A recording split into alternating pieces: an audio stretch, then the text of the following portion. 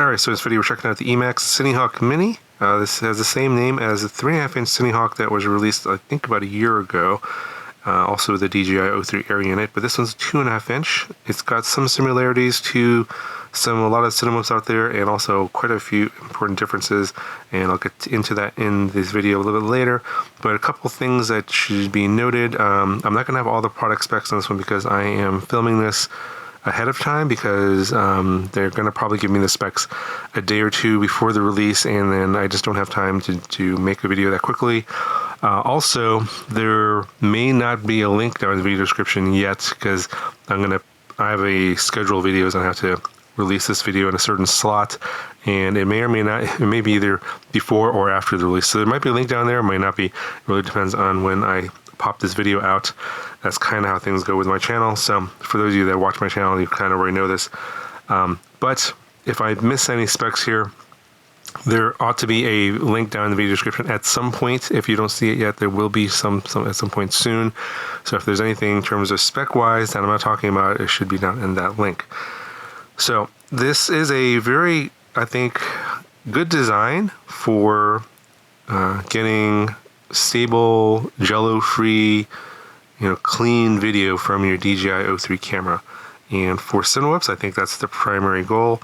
If your primary goal is to fly freestyle and you want a freestyle or bando monster, then this is not the style of drone that I recommend for you. You should probably get something else.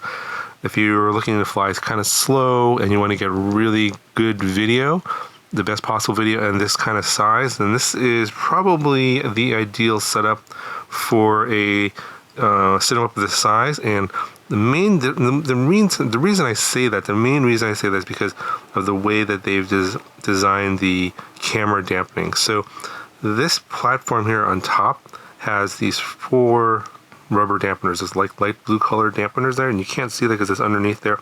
They're pretty tall. And then there's a plastic piece that goes through all that to hold it in place so that this platform doesn't pop off. But as you can see, it does wiggle around and it does move around a little bit, but it's using the battery as extra mass. So you put the battery in here, and that extra mass will prevent this whole platform from shaking. So a lot of the 2-inch, 2.5-inch, 3-inch Cinewhoops out there, they will dampen the camera, and it'll be like a small little platform in the front just for the camera, which is fine. It's going to isolate the vibrations from the motor and the frame. And what will happen is that when you're flying fast and there's a lot of wind, then something with very little mass is going to still kind of shake, and you're going to get some jello. Whereas if you have the battery on here, that's also as part of the weight of this whole thing here, that mass prevents this thing from shaking from when you're flying faster, when you're flying with a lot of wind.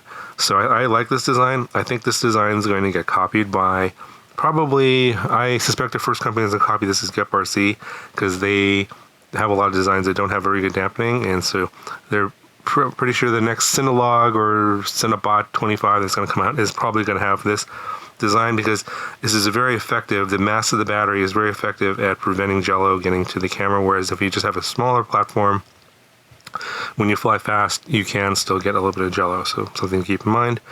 Now, other than that, it's a pretty traditional setup here. So you have a carbon plate here. It's about 3 millimeters thick. And you have your flight controller that's attached to the plate, as well as the motors. In this case, they're inverted. The motors are 1303.5 in size, and I don't know what the KV is, so that's one of the specs that's missing. Typically, they will engrave or imprint the motor KV on the bottom base of the motor here. For EMAX motors, for whatever reason, maybe the base is too small on this motor, they don't have it on there. I suspect, my guess is it's probably around 4,000 kV, maybe 3,800 kV, something like that, because it's running on a 4S setup on this 2.5-inch prop. And then these are the very familiar Avon Micro 2.5-inch props that have been around for years. I like the fact that it's, obviously it's inverted, and you're going to get the full effect of the prop because it's not being blocked by the motor at all from this prop setup. So you have all the electronics attached to the carbon plate, and then everything else is attached to the carbon plate. So you have this platform here with the dampeners that are attached to the carbon plate, as you can see right there. and then you have 4 standoffs that are attached to the carbon plate. So there's a screw there, and you can't see the screw. It goes through this hole here. There's one here, there's one over there, and one over there. And then these standoffs go through the length of this prop guard here. So you can kind of see, it's kind of hard to show, but it kind of goes through this section right here. And then there's a screw that goes on the other side here that holds this part right here. There's those 4 screws on the other side of those standoffs. And the O3 air unit is actually attached to the prop guard, and it's not attached to this base. This is just basically like a cover. Basically, to take this apart, it's really simple. You just take these 4 screws off. This cover comes off. There's nothing attached to it. And then you can take the entire prop guard off with the O3 air unit attached to that. But to assemble this is kind of tricky. So this is the build your own or bring your own VTX version. BYOV is what they're calling it. So this can, you can buy it in a version without any kind of VTX, no video system, no FPV system. It just comes just with the plastic parts, the carbon frame, and the electronics, and then you have to plug in your own, either your DJI O3 air unit or some other VTX like an analog system. And the camera mount here in the front is meant for the O3 camera, as you can see there. But they provide some adapters for different cameras. So if you want to go HD0 or analog or some other setup here, they have different adapters here that can be mounted to this camera mount here. So you mount your camera in there and then mount this to this mount over here for other cameras, obviously not for the O3 air unit. It will also come in buy and fly versions. I know 100% sure it'll come with a DJI O3 buy and fly version. I believe it's going to be $469, and if you just get the non VTX version, the BYOV version, no VTX, I think they're saying it's going to be about $159. So obviously pretty good value at $159 because you get everything except for the VTX. You get the motors, the flight controller, and the frame. And then, by the way, this flight controller here is a G4 flight controller. I don't know what the ESC rating is. I imagine it's probably around 25 amps or more, 25, 30, 35, somewhere in there. I didn't feel like I was struggling or had any issues with that.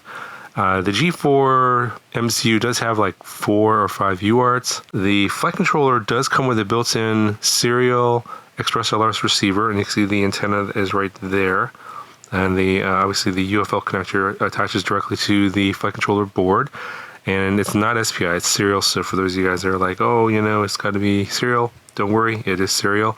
The USB port is over here, so you can kind of go through this whole platform here. I've tried a number of different cables and I've had no problems getting there. There's a nice big hole.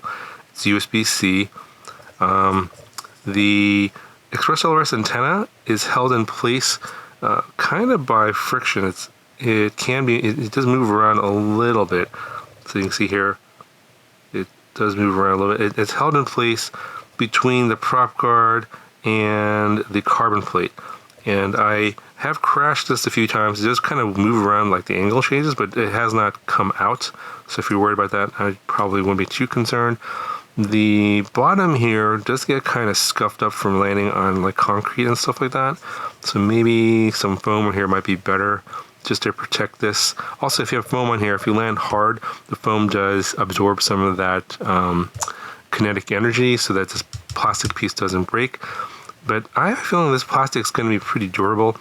It seems like, I'm not sure what kind of material it is, but it seems like it's got a little bit of flex to it, so it's got some give. Should absorb some energy.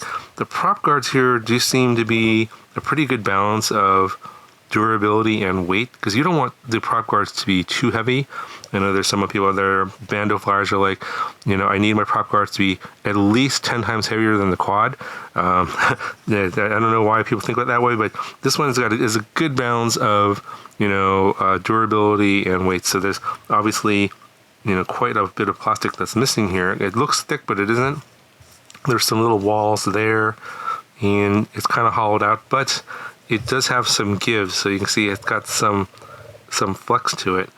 And I think that if you do have a hard hit, it's going to bend a little bit before breaking. But replacing this should be fairly straightforward. You just remove these 4 screws, the cover comes off, and then this whole thing will slide off those 4 standoffs. And the only thing you have to swap is the whatever VTX is on the air unit. It is a little bit tricky to swap the air unit because when I built this, you have to detach the camera wire, the MIPI connector, and also the antennas for the O3 air unit that goes through here. And then the antenna actually goes through this little part right here. It's just separate from the prop guard, so it doesn't. You know, if you have to do any kind of maintenance to replace the prop guard, you don't have to redo the antenna. This little piece right here will hold the antenna, and then the UFL connector goes through. So putting it together is going to be a bit tricky. So if you're not a very good builder, have difficulty putting small parts together, I would probably recommend getting the bind and fly over the build your own. Last thing to note is this little area back here is for a GPS. This one did not include that, but apparently there's going to be a version where you can have a GPS on here. So I'm not sure if that's the best place for that. Obviously, anywhere below this antenna, this GPS is not going to get very good signal. Just typically, that's what I know from previous builds and things I've seen. So as part of the design, I don't really care for it. But how far away are you going to really go on 2.5 inch props? Probably not too far. I mean, in terms of flight time, they're recommending this 4S850. Not necessarily this particular one, but A4S 850 is what they tested it on and what the PID tune is based for.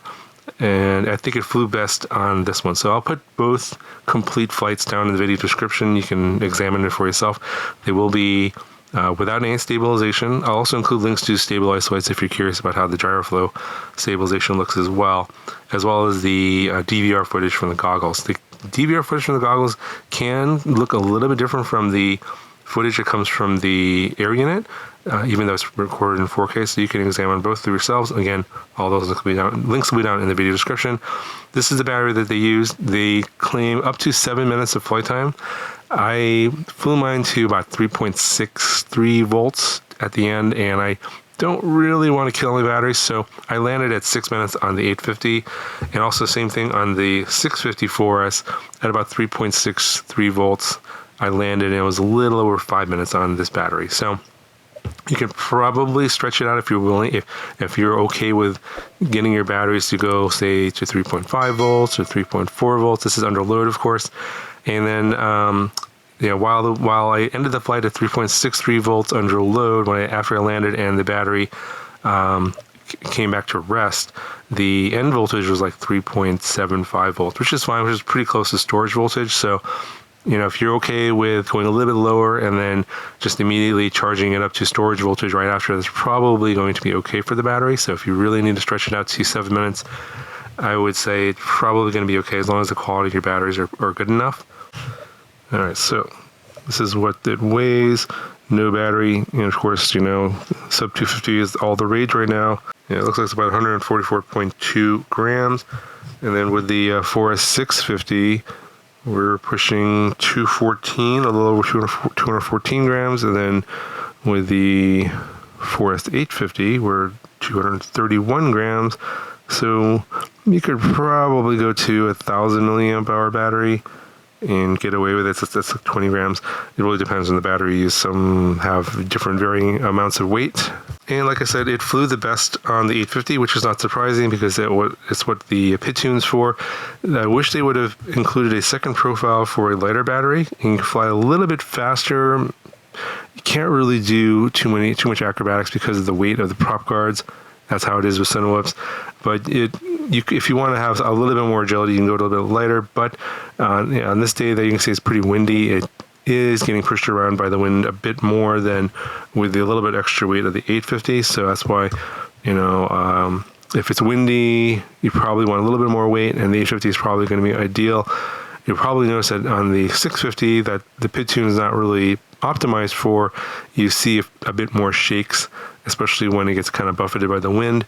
This is kind of how it is with PID tunes. So it would be nice if EMAX did another PID tune and put it into a different profile for a lighter battery.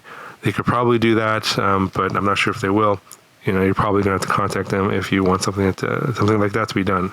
Yeah, so overall, definitely like this design. It's easy to fix if you break a prop guard. Pretty simple maintenance. Like the very large battery pad here that's also acting as a vibration dampener.